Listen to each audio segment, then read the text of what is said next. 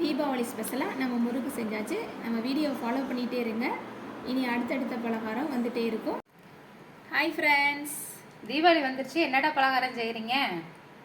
வெள்ளை முறுக்கு செய்யலாம் வாங்கக்கா. உளுந்து லேசாக சூடேறினா போதும்.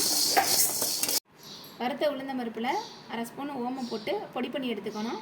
2 கப்பு அரிசி மாவு, 1 கப்பு பொட்டுக்கடலை மாவு, பொடி பண்ண உளுந்த பருப்பு போட்டுக்குவோம். இதுக்கு தேவைக்கு தகுந்த உப்பு போட்டுக்கணும். கொஞ்சமாக எள்ளு போட்டுக்குவோம்.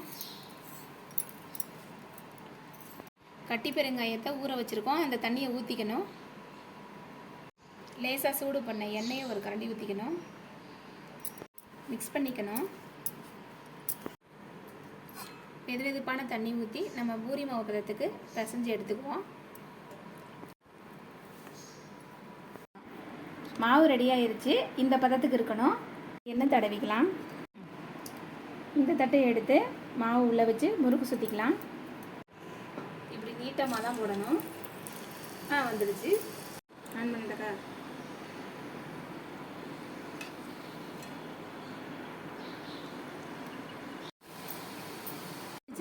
பிடிச்சிருந்தா லைக் பண்ணுங்கள், ஷேர் பண்ணுங்கள், சப்ஸ்கிரைப் பண்ணுங்கள்.